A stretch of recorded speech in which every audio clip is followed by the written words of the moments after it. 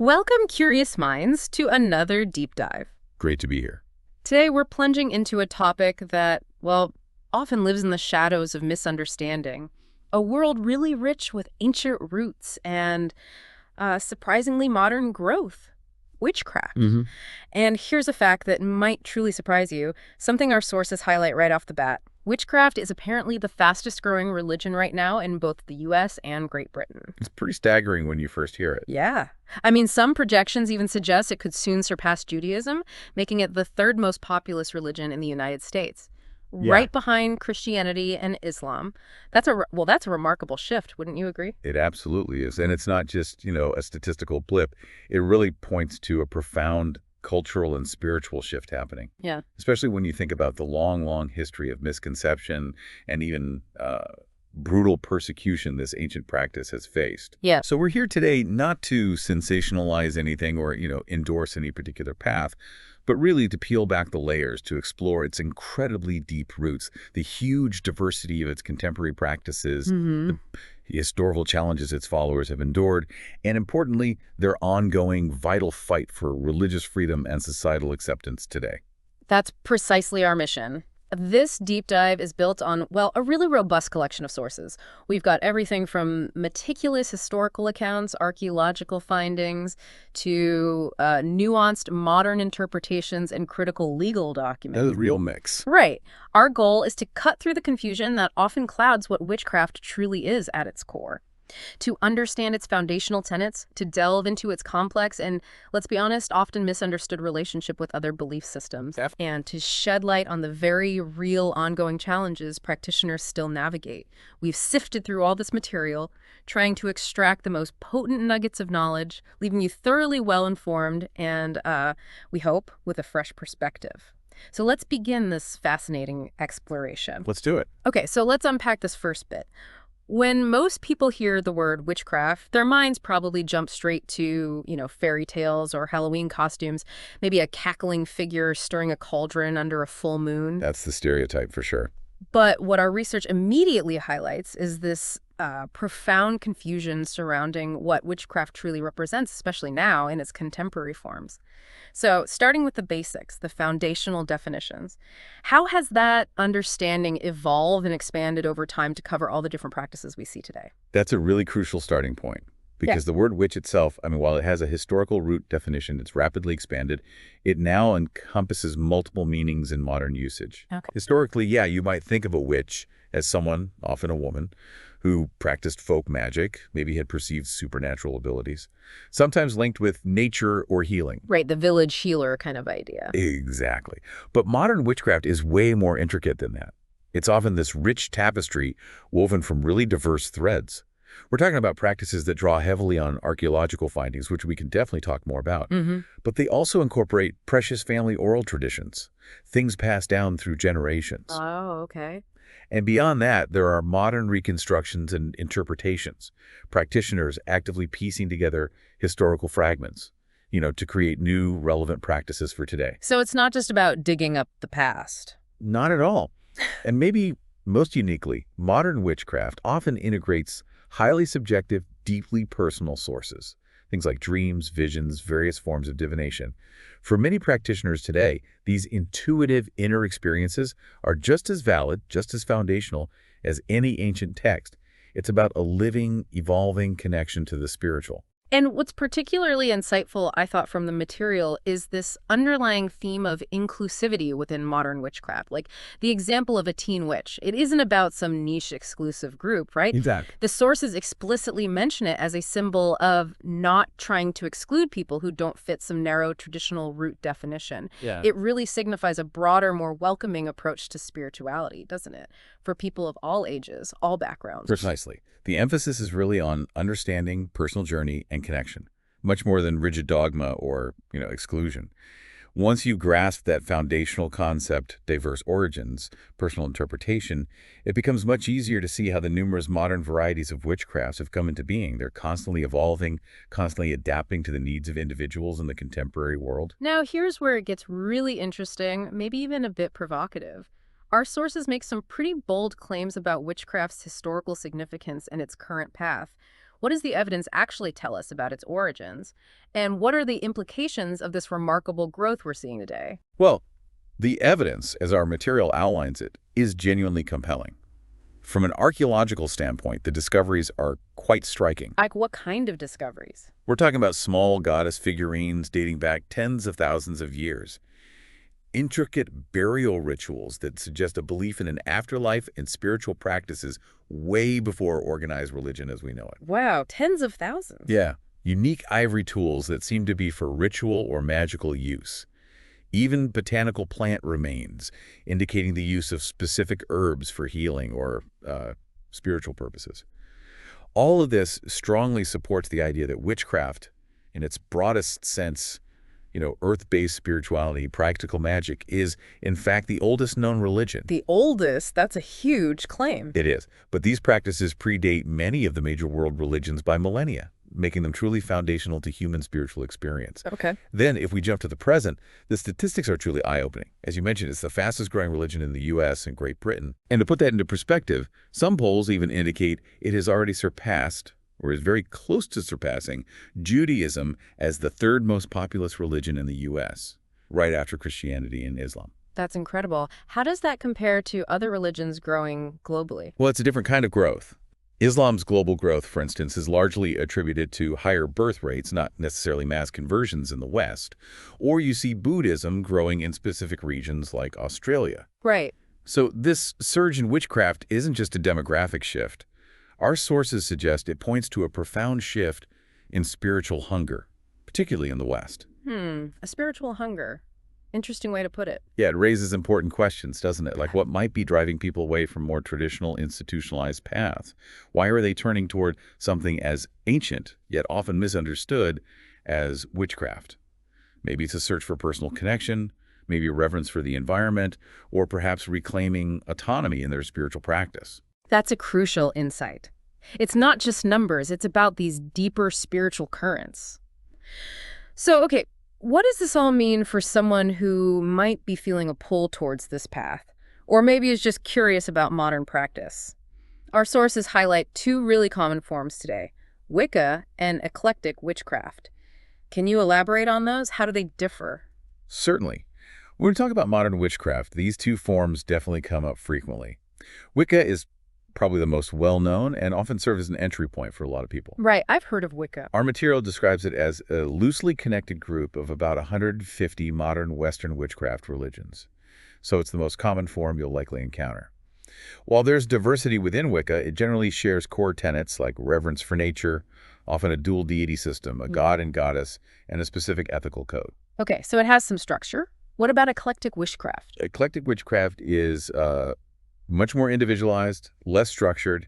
It's an approach where practitioners actively pick and choose from many different traditions. Like a spiritual pick and mix? Kind of, yeah. They might draw from ancient pantheons, modern magical practices, even elements from other spiritual paths they resonate with. They combine them to create a personalized form of witchcraft that best meets their unique needs and spiritual feelings. It's truly about crafting a spiritual path that feels deeply authentic to the individual. That makes sense. Now, what about the term pagan? How does that fit in? Its meaning seems to have shifted too. It really has. Yeah. Historically, pagan could just mean anyone who wasn't religious in a society dominated by Christians or Muslims. Basically, non-believers or even sometimes wayward members of those dominant faiths. Okay. But in recent decades, pagan has commonly become shorthand for neo-pagan. This is a broad umbrella term that includes witches, Wiccans, druids, heathens, and other earth-based spiritualities. Got it. And the sources mentioned something quite surprising, Christian witches. How does that work? Yeah, that often surprises people. Yeah. Christian witches are individuals who identify with both Christianity and witchcraft. They blend elements of both traditions in their personal practice. Wow, I imagine that wasn't historically well received. Definitely not. Despite their historical presence, the official Roman Catholic Church position has consistently been that witchcraft, in any form, is heresy. And, tragically, as we'll discuss later, that position historically led to severe persecution, including the execution of people identified as Christian witches during the burning times. Oh. So this duality really underscores the deep historical and sometimes ongoing tension between these distinct worldviews. That's a powerful point about the Christian witches. It really highlights the intensely personal and, yeah, often boundary-pushing nature of spirituality. So if someone feels a pull towards this path, whether they identify with a specific tradition or are just exploring, what does it actually entail? Is being a witch something you're born into, like a birthright, or is it something you actively learn and consciously choose? That's a great question, and our sources make it quite clear. Becoming a witch is primarily a personal decision, much like choosing to become a Buddhist or a Christian. It's a conscious alignment with a worldview, a set of practices. Okay, so it's a choice. Yes. Now, it's true that some individuals are described as natural witches. Maybe they're born with innate talents or sensitivities, Like what kind of talents? perhaps having dreams that reliably foretell the future, or maybe an intuitive accuracy with divination tools like runes or tarot cards right from the start. But, and this is important, anyone, regardless of whether they perceive these natural talents in themselves, can become a witch. So you don't need special powers. Not necessarily, no. And if you do happen to possess these innate abilities, learning about witchcraft and magic can certainly help you understand them, harness them, and control them more effectively. It helps turn raw intuition into focused practice. Okay. And what about, like, joining? Is there a ceremony? How does someone formally enter witchcraft? Practices vary hugely here. Some traditions or covens have specific, sometimes quite elaborate initiation rituals. These serve as formal rites of passage. Like joining a club, almost. In a way, but much more spiritually significant, obviously. Other approaches actually encourage the individual to create their own unique initiation ritual, making it a deeply personal and symbolic step on their journey. I like that idea. And then there are many traditions where no formal initiation process is required at all. The belief is simply that if you truly resonate with the path and dedicate yourself to it, then you are a witch. Full stop. Interesting. Our sources suggest that things like engaging in meditation or performing other self-reflective rituals can be a really valuable way to help you determine if witchcraft is truly the right path for you personally. It really emphasizes personal agency and self-discovery as the core of the journey. Okay, beyond that deeply personal decision to embrace the path, what about the practical stuff, the tangible elements involved? I'm particularly curious about the tools mentioned in our sources. They carry so much symbolic weight in pop culture, but what's their actual purpose? Ah, yes, the tools. They are indeed central to many witchcraft practices, and each serves distinct, often symbolic purposes that go way beyond the Hollywood versions. Right. The first, and arguably most important for many, is the athame. It's a ceremonial knife. The black-handled knife, right. Often, yes, traditionally black-handled, but not always.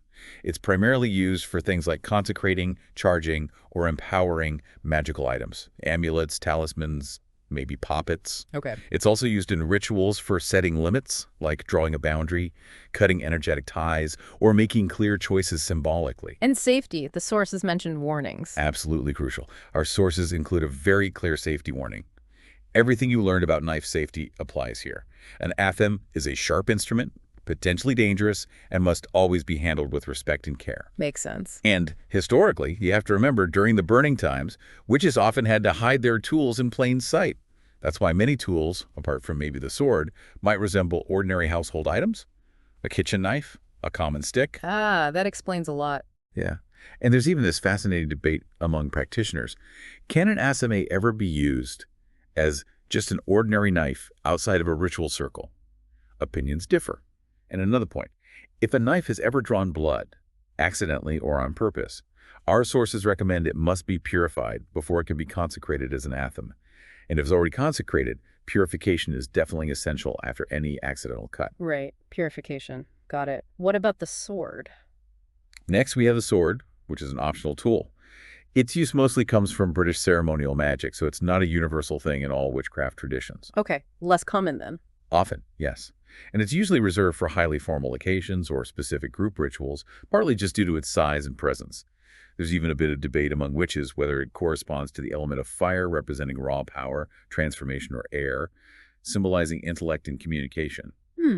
But it's pretty consistently seen as a phallic tool, representing masculine energy and corresponding with the planet Mars, embodying assertion, drive. Interesting. The sources mentioned named swords. Yes, which is fascinating. In some traditions, particularly Nordic, Teutonic, or Germanic ones, swords are given ceremonial names and sometimes have intricate runic inscriptions, like fronting from Beowulf, famed for its magical properties, or names like Legbitter, or natto.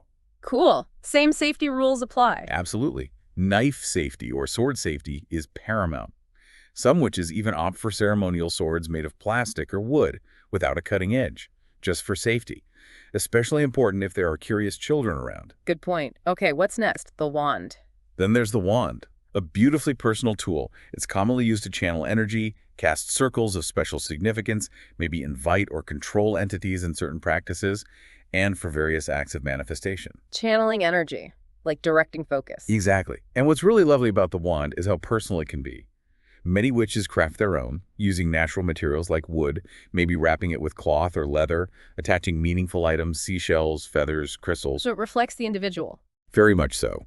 These homemade wands frequently reflect the individual witch's personal expression and maybe the deities they honor. For instance, an Aphrodite wand might feature seashells or pearls. A Diana wand could incorporate sterling silver trinkets or symbols of the hunt. Nice. Is there a specific size? The general guideline is usually from your elbow to your fingertips.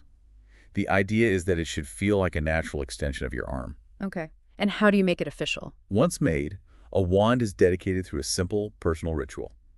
Often just involves placing it on an altar and casting a circle. Sabbats, the 8 holy days, or new and full moons, are considered particularly good times for dedication, infusing the wand with personal and lunar energy. Right. And that brings us to the altar. Finally, yes, the altar. At its most basic, an altar is simply a flat surface designated for performing ritual. So it doesn't have to be fancy. Not at all. It could be a dedicated table, sure, but it could also be a sturdy flat rock out in nature, or even a tree stump. While some altars are intricately carved, permanent fixtures, many witches just use an ordinary piece of furniture in their home. They transform it into a sacred space by laying a special altar cloth over it during rituals. Okay. The altar serves as a focal point, a kind of condensed representation of the cosmos. Its consecration often concludes a circle casting, maybe with a dedication or prayer to one's chosen deity or deities. Sometimes it involves symbolically pouring salt to invoke the spirit of life and purity. Pouring salt? Yeah, a traditional element in many practices. And if the ritual or circle is cast for a specific kind of magic or holy day, the altar might be dedicated to a corresponding god or goddess, aligning its energy with the intention of the work being performed. That makes sense, tying it all together. Now, the idea of a book of shadows sounds incredibly intriguing. Is it just like a spell book, or is it something much more personal and central to a witch's practice? Oh, it's definitely much more than just a spell book. A book of shadows is fundamentally a personal magical diary. It's a deeply intimate and evolving record of a witch's spiritual journey. So every witch has their own? Pretty much. Yes. Every witch creates their own, and it's a living document. It's where practitioners meticulously record details of the rituals and magic they've performed, like when and where, the specific steps they took, the results they observed. Okay. And, maybe most importantly, their personal feelings and reflections about the magic itself, their life, or any other significant experiences they have as a witch. The core purpose isn't just to catalog spells, but really to foster profound self-understanding and help with ongoing magical and spiritual development over time. It becomes a reflection of their growth. Wow, so it's quite comprehensive. What kind of things go into it? Oh, all sorts. It typically includes meticulously copied invocations, detailed diagrams of their altars, methods for casting circles, and many practitioners actually save the old versions as their practice evolves, which is a great way to mark their progression. Like keeping old journals. Exactly. They keep notes on all the rituals they attempt, detailing not just the methods but the observed outcomes. This allows for refinement and learning. Specific sections are often dedicated to lunar rituals, like espats, celebrations for the full moon and new moon, or other moon phases. It can serve as a kind of lunar calendar for their practice. Okay. Records of Sabbats, the 8 holy days, are also kept. Maybe ideas and inspirations for upcoming celebrations, personal reflections on what they mean, details of how past ones were observed, personal holy days too, birthdays, anniversaries of significant spiritual moments, that kind of thing. It sounds like a lot to keep track of. It can be. Some witches even maintain a separate, highly detailed magical diary for daily entries and then summarize the key points and profound insights into their main Book of Shadows. Ah, okay. And beyond rituals and spells, it's a place for creative expression too. Poems, songs, dances, chants, recipes for herbal concoctions or ritual foods. Detailed notes on all divination-performed astrology readings, tarot interpretations, I Ching consultations. Dreams and visions, too. Absolutely. Crucially, it's where dreams and visions are recorded, as these are often considered direct messages from the subconscious, or perhaps the divine. It's truly a comprehensive chronicle of a witch's spiritual evolution and self-discovery. When we talk about magic, some people immediately jump to, well, negative ideas, thinking of manipulative love spells or even outright harmful intentions. What do our sources say about the ethical frameworks within witchcraft, particularly regarding these more controversial practices? How does a witch navigate the potential for misuse of power? This is a really critical area, and our sources strongly emphasize that witchcraft, particularly within the Wiccan tradition, which is very influential, adheres to very clear and strong ethical principles that directly address these concerns. Okay, good. Like what? The foundational principle is the Wiccan Rede. It's often summarized very succinctly as, harm none, do what you will. Harm none. Seems simple enough. Well, the core principle is simple, yes. Causing no harm to others or oneself is absolutely paramount, though there are variations in the complete Rede, which can be quite poetic and extensive. Okay, is that it? No, complementing this is the threefold law. This states that whatever magical energy you emit into the world, whether it's positive or negative, will return to you 3 times over. 3 times 3, so 9 times. Some interpret it that way, 3 times 3, others just say 3 times. But the point is, it comes back amplified. This serves as a powerful deterrent against malevolent magic. It strongly emphasizes the importance of sending out only positive, loving, constructive energy. It's really a system of self-regulation rooted in personal accountability. That makes sense. So how does this apply to something like a love spell? This ethical framework directly and explicitly addresses practices like love spells. Our sources are very, very clear. Casting a love spell on another person without that person's explicit, informed consent is considered fundamentally unethical. It's wrong. Why is consent so crucial there? The comparison drawn in our material is pretty stark, but illuminating. It's likened to a surgeon kidnapping someone and performing elective surgery on an unconscious patient. Wow, okay, that's a strong image. It highlights a clear, unbending ethical boundary within witchcraft. It's seen as a direct infringement on another person's free will. Right. But what about simple love spells? Are they all off limits? Not necessarily, if they involve consent. It's important to distinguish these manipulative spells from simple love spells that do require and obtain consent. Examples might include crafting a rose amulet together with a loved one, sharing a love bath ritual, or even just sharing an apple with someone you love as a symbol of affection and connection. These are seen as ethical uses of magic because consent is the absolute key. Consent is everything. Got it. Now, shifting gears slightly, another often misunderstood practice. The sources delve into the historical context of erotic dance within witchcraft, revealing its sacred origins. Yes, this is fascinating. In ancient Egypt, erotic dance was far from just entertainment. It was a profound, sacred ritual, common in fertility rites and what's termed sex magic. Sex magic. Yes, using sensual energy for magical or spiritual purposes. Priestesses of deities like Het-Heret, Bast, Isis, and Nut would perform these intricate symbolic dances. According to ancient texts and traditions, through this ritual performance, the priestess could actually become the goddess in all her glory, serve as a divine channel. Become the goddess. How? It's described as often leading to a visionary orgasm, a deeply spiritual, ecstatic state where profound truths were revealed. It connected the physical and the divine. This wasn't just a performance, it was seen as a pathway to spiritual revelation and manifestation. That's intense. Does this still happen? What's truly fascinating is the continuity of this practice into modern times.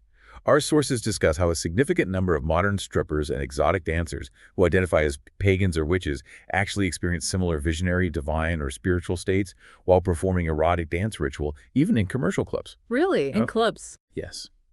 They describe channeling or transforming into a specific goddess, maybe Greek, Norse, Hindu, ancient Egyptian. And sometimes this powerful, almost ethereal transformation is actually observed by viewers. People report seeing an aura or a definite shift in presence. Wow. It really demonstrates this millennia-long thread of erotic dance being a sacred and transformative practice, not merely entertainment, but a profound spiritual expression that bridges ancient wisdom with contemporary experience. That continuity across millennia where a practice retains its sacred essence even in a modern context, that's truly striking. Our sources also dig into the significant philosophical differences between the pagan worldview and that of mainstream Abrahamic religions like Christianity. It's clearly not just about different gods or different rituals, is it? There seems to be a fundamental divergence in how they approach life, responsibility, even their relationship with the divine. You're absolutely right. It goes much deeper than just surface differences. Our sources identify at least 4 crucial ways these worldviews fundamentally differ. And these differences can often lead to profound misunderstandings or even subtle conflicts, even with people who might consider themselves well-meaning and tolerant. Okay, what's the first one? The first major difference centers on live and let live versus a sense of souls at peril.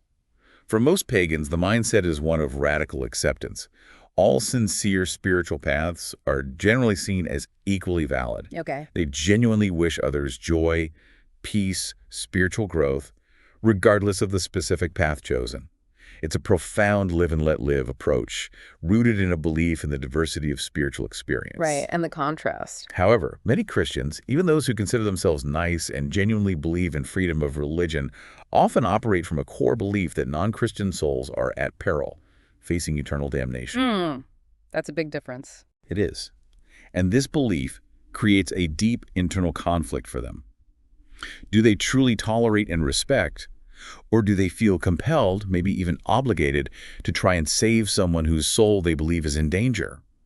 This internal tension often manifests in awkward, uncomfortable, or even overtly conflictual interactions from their perspective as they grapple with their theological imperatives versus their desire for social harmony. I can see how that would be awkward. What's the second difference? The second lies in the concept of taking responsibility. When pagans talk about taking responsibility, they generally mean accepting the full consequences of their actions and affirming their free will, their human autonomy.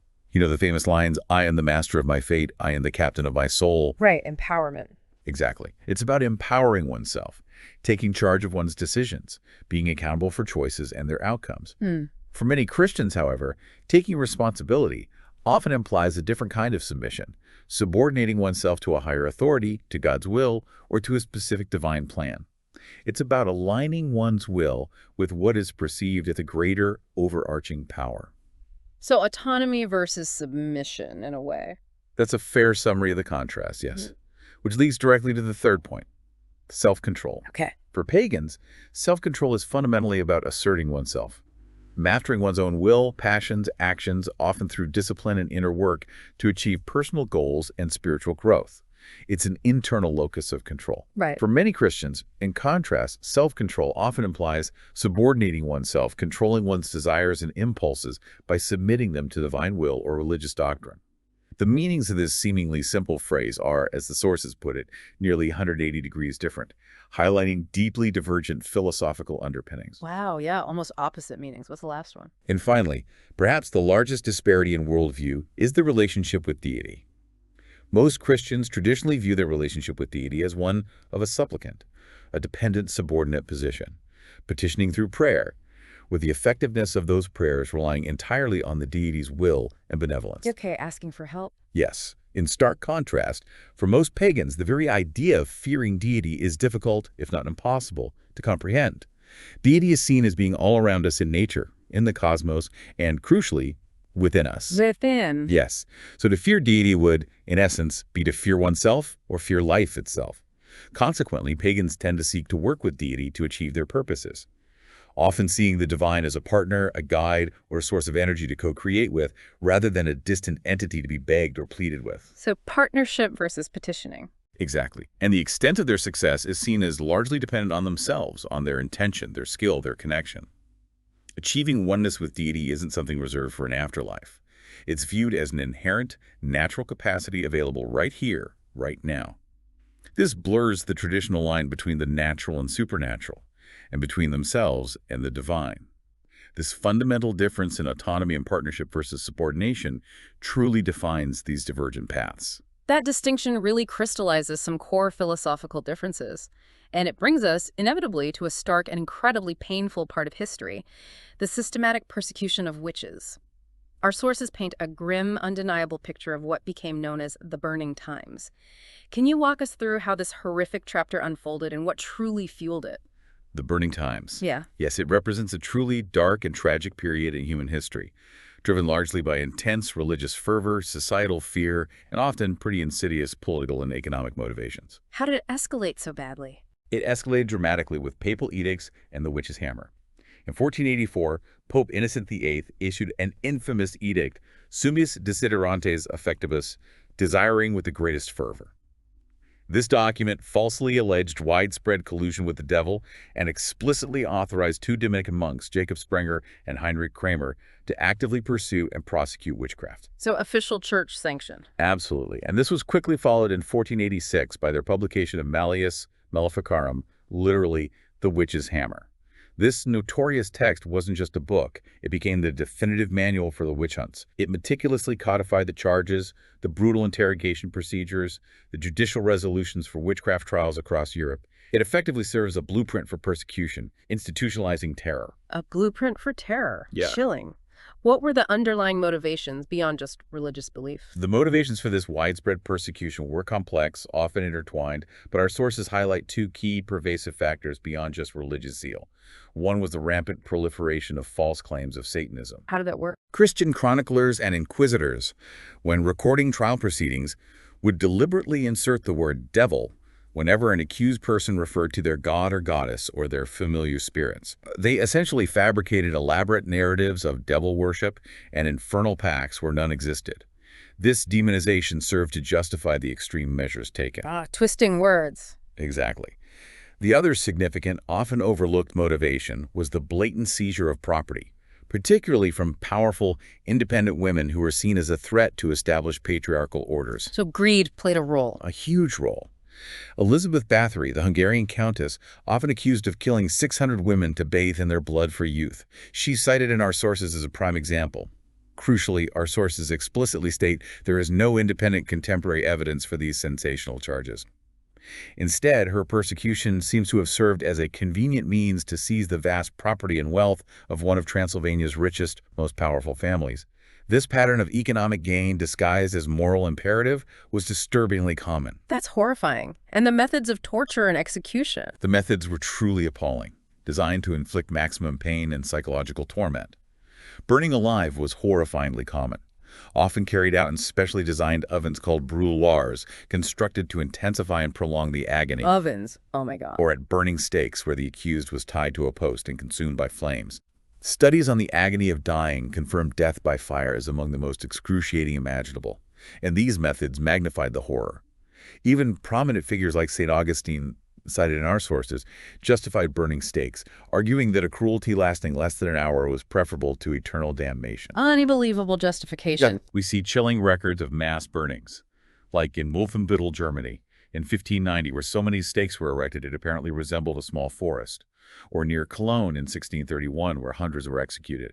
Other brutal methods included pressing, famously used on Giles Corey in Salem, where heavy stones were piled on the accused until they suffocated, as well as hanging, beheading, and brutal mob justice. Tragically, many accused individuals also died simply from the horrific conditions, disease, or torture endured in prison before even reaching trial or execution. Just devastating. Were there specific figures pushing this? Oh yes. Prominent figures of persecution fueled this terror. Martin Luther, a central figure of the Protestant Reformation, infamously advocated for burning witches. And preachers like Harvey literally quoted a mistranslation of Exodus 22.18, "Thou shalt not suffer a witch to live," as divine justification for violence. A mistranslation. Yes. It's important to note the original Hebrew word ab actually means something closer to poisoner, or perhaps necromancer, not necessarily witch as understood in the later European context. Wow, that changes everything. It does. And what's chilling is that this persecution isn't just ancient history. Our sources point to modern echoes of this violence, demonstrating that the threat against alleged witches persists globally. For instance, at least 300 individuals accused of witchcraft were brutally killed in South Africa between 1986 and 1996. That recently? Yes.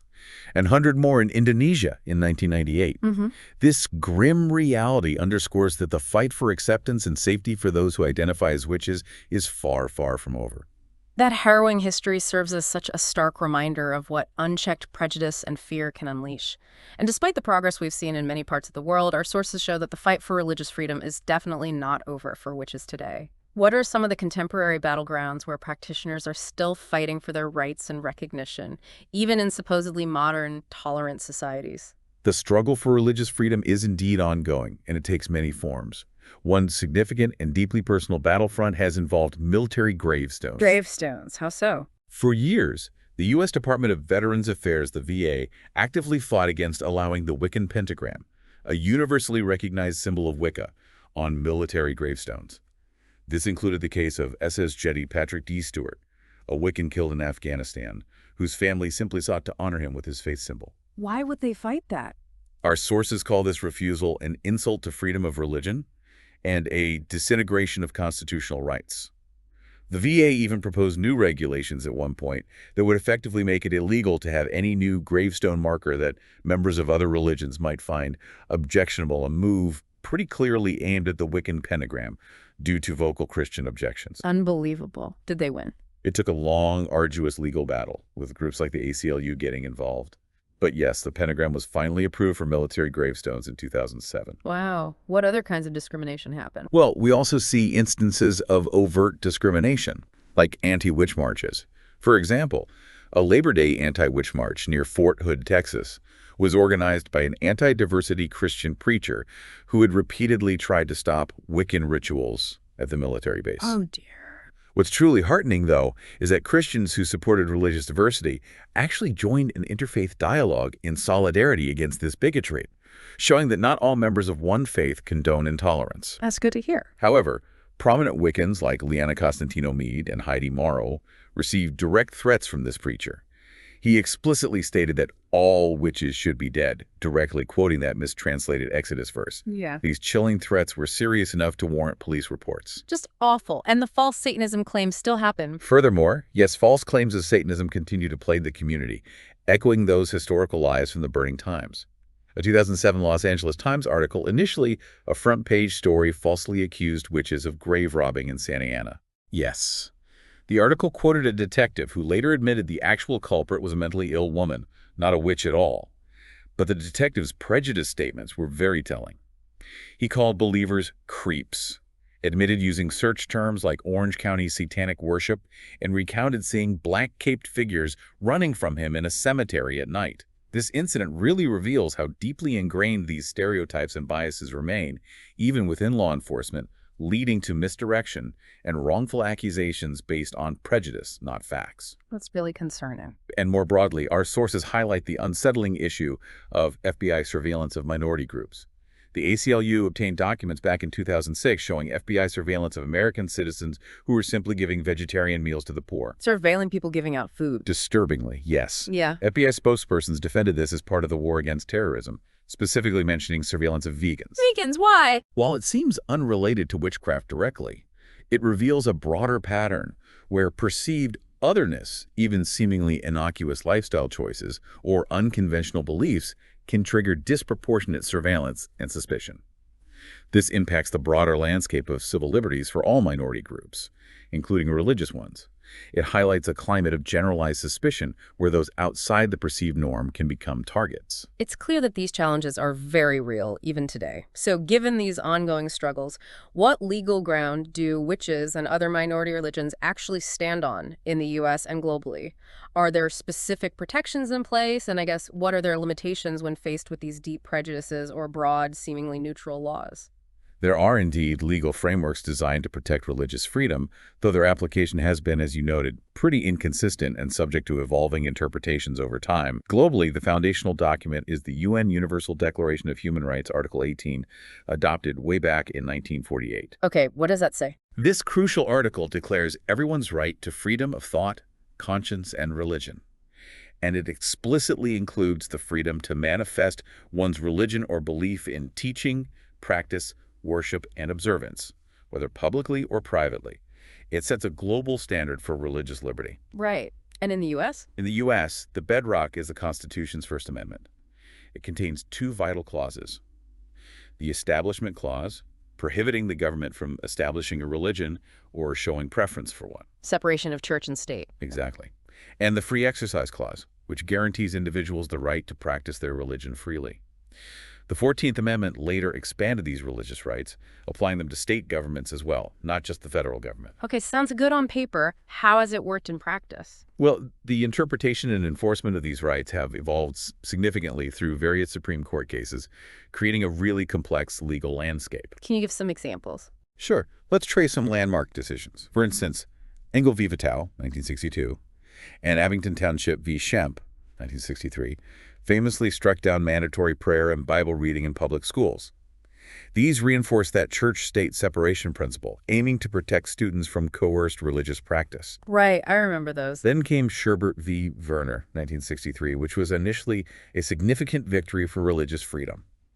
The court ruled for a Seventh-day Adventist denied unemployment benefits after refusing to work on Saturdays for religious reasons.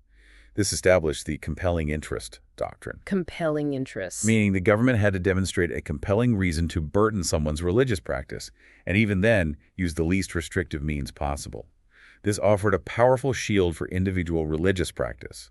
Similarly, Wisconsin v. Yoder, 1972, upheld the right of Amish parents to remove their children from public school after 8th grade due to religious objections, further reinforcing that compelling interest idea, protecting religious practice even from neutral laws. So far, so good for religious freedom, then. It seemed that way, but then came a crucial shift, arguably a setback, with Employment Division v. Smith, 1990. This ruling significantly narrowed the scope of protection. Oh, so? It stated that a state law could prohibit the free exercise of religion as long as the law didn't specifically target a religious practice. For example, Native Americans using peyote in religious ceremonies could be denied unemployment benefits if state law generally prohibited peyote use. Because the law wasn't specifically targeting their religion, it was deemed generally applicable. Ah, so even if it burdened religion, if the law was neutral. Exactly. It meant religious practices could be incidentally burdened by neutral laws. This decision partially revoked the broader protections established by Sherbert and Yoder. Okay, that's a big change. What happened after that? Subsequent cases continued to shape things. Lee v. Wiseman, 1992, found it unconstitutional for religious officials to offer prayers at public ceremonies like graduations, again emphasizing the Establishment Clause. However, Church of Lukumi Babalu IV City of Hialeah, 1993, provided a crucial win for religious minorities. What was that about? The Supreme Court struck down a city ordinance against animal killing because it was clearly written to target Santeria ritual slaughter while allowing exemptions for other forms of animal killing, like pest control or hunting. The court found it was not generally applicable and thus failed the compelling interest test. It showed direct religious discrimination. So targeting is still illegal? Yes, if you can prove it. But a case that starkly highlights the challenges for non-Abrahamic faiths is United States v. Myers, 1996. Here, the court ruled against a church of marijuana, effectively establishing Abrahamic religion-based rules for non-Abrahamic religions to qualify for the same legal freedoms. According to our sources, this ruling made it more difficult for faiths with practices outside mainstream Abrahamic norms to gain recognition. Setting a sort of religious standard based on the majority. Pretty much. Yet, in a more encouraging development, the Universal Life Church, ULC case 2002, struck down a Utah law that banned ministers ordained by mail or internet from officiating marriages. The court argued there was no essential difference in how they received ordination compared to traditional methods. Okay, so some pushback there. What about state laws? In response to the Smith decision, many states have passed their own Religious Freedom Restoration Acts, RFRA, like in Rhode Island and Illinois. These aim to restore some of the broader protections for religious exercise that the Supreme Court narrowed. However, challenges persist, as seen in California and Virginia, where these acts are often tied to narrow definitions of religion that can restrict rights primarily to mainstream faiths, leaving minority religions vulnerable. It's complicated. Very. And finally, a stark, practical example of the gap between traditional practice, science, and legal reality is the legal and medical warning on cannabis. Right, cannabis. Despite its documented historical use in witchcraft by ancient Egyptians, Celts, Norse peoples, for spiritual, medicinal, ritual purposes, and even a DEA administrative law judge stating back in 1988 that cannabis is one of the safest therapeutically active substances known to man. One of the safest. Really? That was the finding then, yes. Yet severe legal consequences, including lengthy imprisonment or even the death penalty in some nations, persist for its possession and use today. This highlights a profound disconnect. where traditional religious uses often clash violently with modern legal structures, especially when those structures might still be influenced by lingering Abrahamic prohibitions against perceived witchcraft or non-mainstream practices. It shows how deeply historical biases can shape modern law. That's a lot of legal complexity to navigate, especially for a minority religion. Given these ongoing challenges and the need to operate openly in a sometimes hostile environment, how do modern witches and other neo-pagans typically organize themselves? How do they protect their rights and practices in the current landscape? What are the practical steps involved in forming a religious group? That's a really crucial question for practitioners today. Our sources provide some very practical advice for community organization and legal protection. The first piece of advice: keep things simple initially. Start small. Exactly. Many modern witches and Kemetic practitioners are solitary worshippers, and there's absolutely nothing wrong with that. It's often the simplest and safest way to practice. Frequently just requiring a personal certificate maybe to perform rituals at home or in nature without the complexities of group dynamics or formal legal structures. Okay. But what if they want to form a group, like a coven or temple? For those looking to form groups, they need to carefully consider their legal structure. They can start as an unincorporated association, basically, just a group of people coming together for a common purpose without formal state registration. If needed, they can convert to a corporation later. But going the other way, dissolving a corporation back into an association is difficult. So start simple if unsure. Generally recommended, yes, due to its simplicity, if there's any uncertainty about long-term commitment or complexity. Regardless of the choice, they'll need a foundational document. Most commonly a constitution for an association or articles of incorporation for a nonprofit corporation. What needs to be in that document? Key things: the group's name, its physical location, and importantly, its purpose. This purpose section is heavily scrutinized by the government to ensure there aren't non-religious or for-profit activities disguised as religious ones.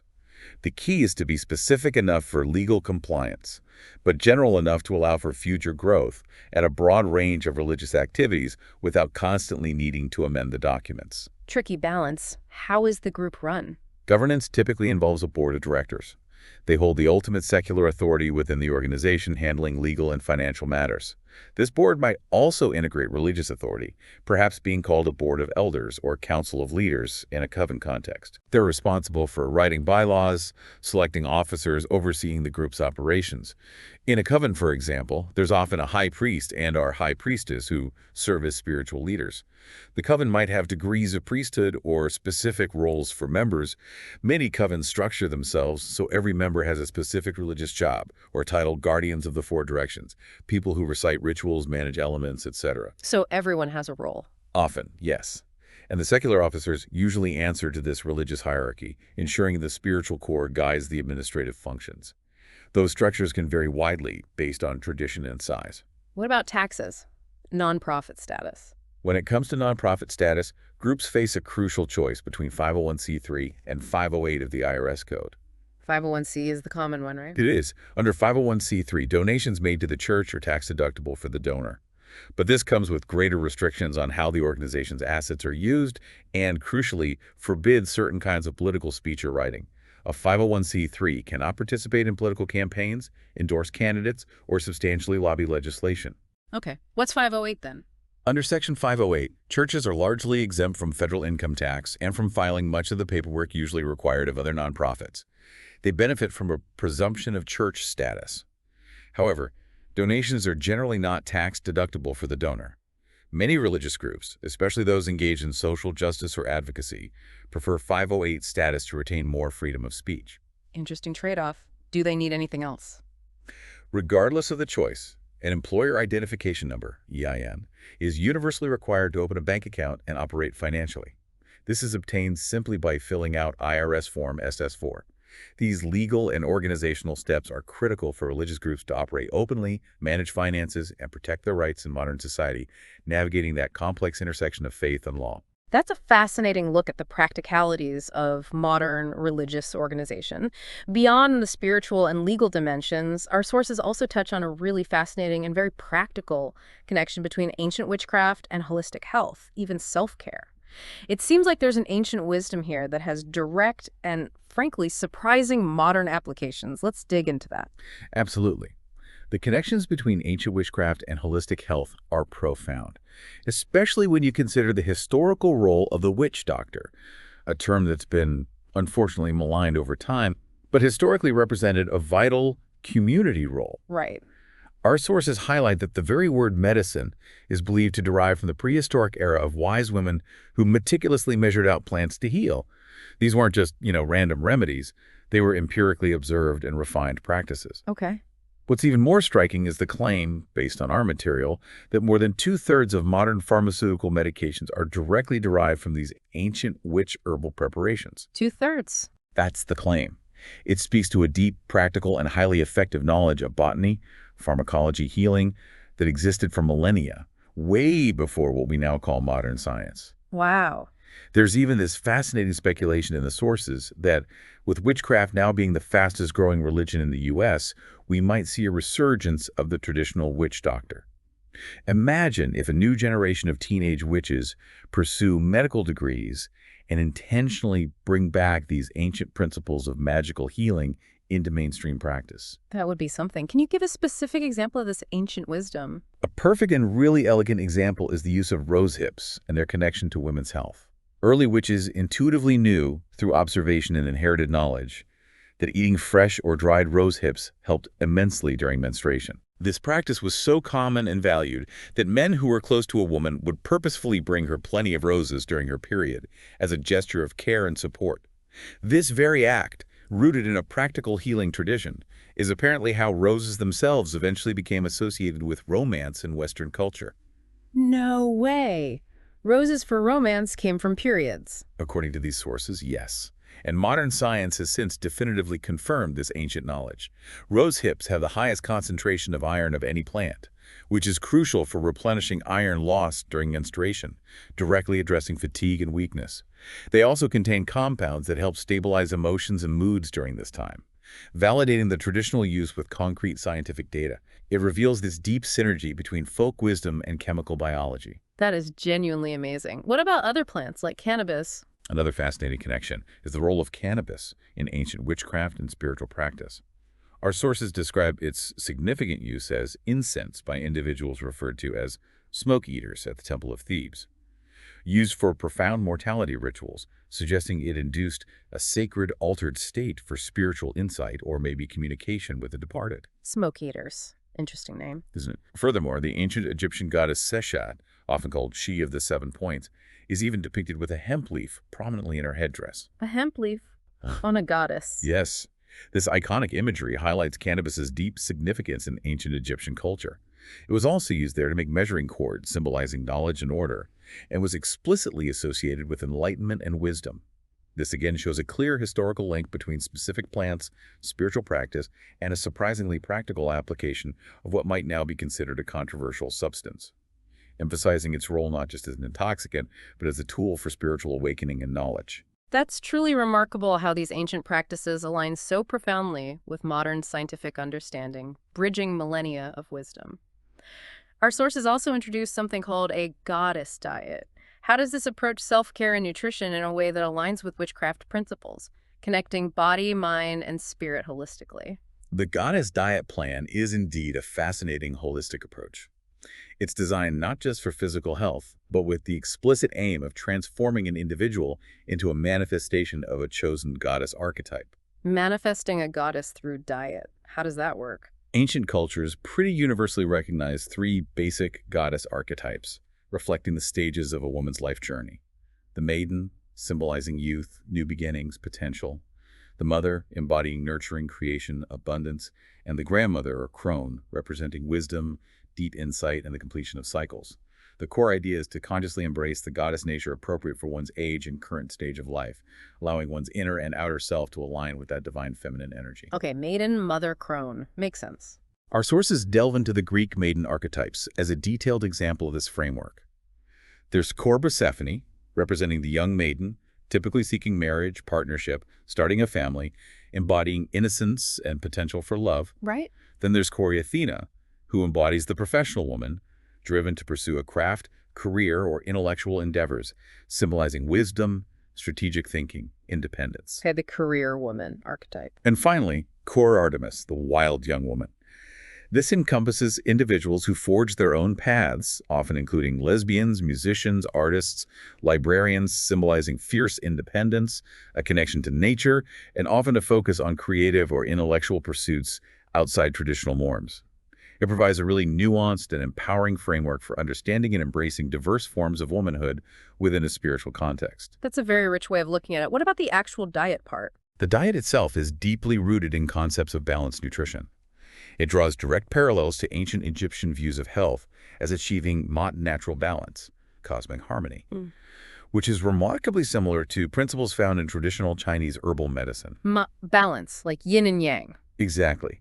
Meals are meticulously designed to balance yin and yang foods. Yang, or warming foods like cooked grains, roasted vegetables, hearty stews, are recommended for morning and evening meals when the body's temperature is naturally cooler and needs more sustained energy. Okay.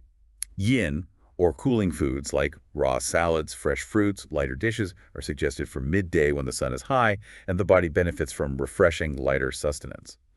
Dinner is advised to be lighter than breakfast because the body's metabolic efficiency decreases after sundown, aligning with natural circadian rhythms. Makes intuitive sense. What foods are discouraged? Crucially, the diet strongly emphasizes reducing or eliminating highly inflammatory foods, things like fried foods, most animal products, meat, dairy, eggs, coffee, and alcohol, all of which are noted in the sources as being potentially harmful to the liver and overall well-being, disrupting the body's natural or balance.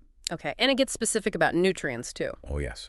Furthermore, the sources provide incredibly detailed nutritional insights, highlighting the importance of various vitamins and minerals, meticulously listing the symptoms of their deficiencies. For instance, low calcium can contribute significantly to anxiety, nerve tingling, tooth decay. Zinc deficiency is linked to issues like alcoholism, growth retardation, hair loss. Wow, very specific. Very. The sources emphasize the critical importance of a wide range of essential nutrients. All necessary amino acids, essential fatty acids like DHA and EPA, often from fish oil, noted for cardiovascular benefits, ample fiber for digestive health, and a variety of powerful phytochemicals. Phytochemicals. Yeah, plant compounds. Things like flavonoids for capillary strength and improved circulation, glucosinolates for liver detoxification, and indoles for binding carcinogens and supporting cellular health. It's a very comprehensive, preventative, deeply interconnected approach to health, emphasizing natural plant-based foods as foundational to spiritual and physical vitality. It's clear that this holistic approach is really integral. Our sources also touch on various methods of seeking guidance or understanding the future divination practices that have long been associated with witchcraft and offer insights beyond, conventional means. Can you briefly describe some of these? Indeed. Divination is a significant and diverse aspect of witchcraft. It's seen as a way of tapping into intuition and universal wisdom. One common method, surprisingly accessible, is bibliomancy. Bibliomancy. From Bible. From biblio, meaning book. It's elegantly simple. You ask a question, pick up a book, often a book of wisdom or poetry, though any book can technically be used randomly, open it, and point to a passage. That chosen passage is then interpreted as your answer or guidance. Huh. Our sources note that, interestingly, Christians have traditionally used the Bible itself for bibliomancy, even for serious matters like naming babies, demonstrating its cross-cultural appeal as a means of seeking insight. Okay. What else? Something with the weather. Then there's aromancy, which is divination by observing atmospheric phenomena. This is a broad category encompassing several more specific practices. A powerful and ancient form is serenoscopy, Serenoscopy. where guidance is sought by observing thunder and lightning. Ancient peoples, Hindus, Etruscans, Babylonians, held a deep belief that these dramatic meteorological events were direct communications from powerful gods and goddesses, like Thor or Zeus, carrying specific messages or omens. Messages in the lightning. Wow, what about clouds? Another fascinating atmospheric divination practice is nephomancy. This involves meticulously studying clouds, their color, their ever-changing shapes, their position in the sky. The Celtic Druids, for example, extensively used this practice, which they called noloteract, interpreting cloud formations for omens and messages from the spirit world. Reading the clouds. Yeah. And a more esoteric, medieval form of aromancy even involves supposedly summoning ghosts and specters to project images of future events onto clouds. Much like a magic lantern might project images onto a screen, these practices illustrate a profound connection to the natural world and a deep-seated belief that signs and messages, both mundane and profound, can be found within its ever-unfolding patterns. That's a wonderful illustration of how interconnected these practices are with the natural world. It's also clear that witchcraft isn't about a single deity or a singular path.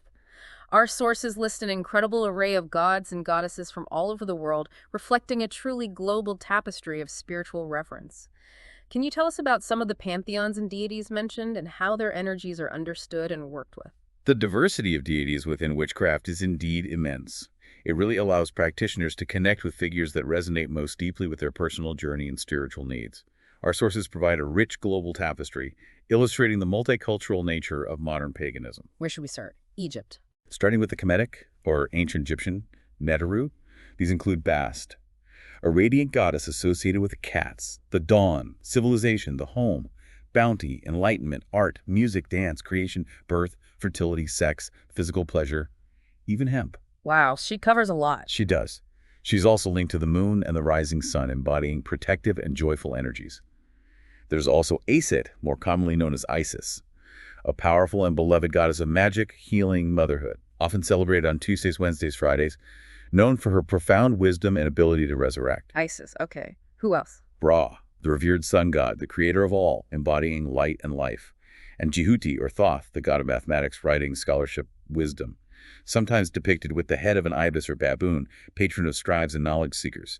The ancient Egyptians believed these deities interconnected, worked together to help individuals achieve paradise, a state of profound balance and well-being in this lifetime, not just in an afterlife. Paradise in this life. Interesting. What about the Greeks? From the vibrant Greek pantheon, we find Aphrodite, goddess of love, beauty, arts, fertility, sexual rapture. Also revered as a protectress of sailors. Apollo, the radiant sun god, twin to Artemis, patron of music, poetry, healing, prophecy. Artemis. Artemis herself is the wild moon goddess of the hunt, fiercely independent, protectress of women in labor, small children, wild animals. And Athena, a formidable goddess of wisdom, strategic warfare, crafts, often seen representing professional women and intellectual pursuits. Okay, Norse. The robust Norse deities include Odin, the Allfather, father sky god, associated with wisdom, war, poetry, magic. Wednesday is literally derived from his name, Odin's Day. Ah, Wednesday is Odin's Day. Cool. And Thor, the mighty thunder god, protector of humanity, wielding his hammer Mjolnir, symbolizing strength and protection. Right. Any others mentioned? Oh, our sources also mentioned a vast array. Ashura and Astarte from ancient Canaanite traditions, powerful mother and fertility goddesses. From Hindu traditions, figures like Babaji, an immortal yogi, and Devi, the supreme goddess embodying all divine feminine forms. Buddhist figures representing enlightenment and compassion. Inuit goddesses like Akulajusi, who created animals and oversaw the hunt. And Roman deities like Venus, Aphrodite's equivalent, and Diana, Artemis's equivalent. Diana is famously known in some traditions as the Queen of Witches, leading nocturnal processions. Queen of Witches. Wow. How do practitioners keep track of all this? The sources mentioned correspondences. Yes, what intricately ties many of these diverse practices together is a sophisticated system of correspondences. Deities are often associated with specific colors for candles used in ritual, planets that govern certain energies, herbs with particular properties, holy days, or phases of the moon that amplify their influence. Can you give an example? Sure. For example, Bast is associated with green and silver candles and the moon. Aset has associations with Tuesday, Wednesday, and Friday. Zeus is linked to gold and Thursday. This elaborate system helps witches to imbue their practices with specific energies and intentions, creating a deeply interconnected and meaningful magical practice that reflects the harmony and interconnectedness of the cosmos. We've truly journeyed through a fascinating and, often profoundly misunderstood world today. From dispelling common myths about witchcraft to understanding its ancient, enduring roots, its incredible resilience through centuries of intense persecution, its diverse modern practices, its profound ethical code, and the ongoing fight for recognition and religious freedom that practitioners still bravely face. It's abundantly clear, isn't it? Witchcraft is not some monolithic belief system. It's a vibrant, evolving tapestry of spiritual paths, reflecting a deep human connection to nature and self. Indeed. We've seen how archaeological evidence suggests it might be the oldest known religion, how it's rapidly growing in the contemporary West, and how its core tenets, self-responsibility, personal autonomy, partnership with the divine stand in such stark contrast to more supplicant worldviews. The historical atrocities of the burning times serve as a chilling reminder of the dangers of religious intolerance and weaponized fear. Yet the modern activism for religious rights, from fighting for symbols on military gravestones to resisting false accusations, shows the enduring spirit and unwavering resolve of those who seek to practice their beliefs freely and openly. So what does this all mean for you, our listener? Perhaps the deepest dive we can really take is into the very nature of belief itself and the fundamental human right to explore one's spirituality, whether that path is ancient, newly forged, or somewhere in between. In a world just awash with information, how do you discern between truth, myth, and deep-seated prejudice when it comes to belief systems that challenge the mainstream? What stands out to you about the idea of personal responsibility in spirituality, and that choice between a worldview perhaps built on fear or one founded on partnership with the divine? We really encourage you to consider the source of your own information, your own perceptions about diverse beliefs. Understanding often begins with questioning assumptions, digging deeper than the surface, and allowing genuine curiosity to be your guide. We sincerely hope this deep dive has provided you with a richer, more nuanced understanding of witchcraft and its complex yet enduring place in our world.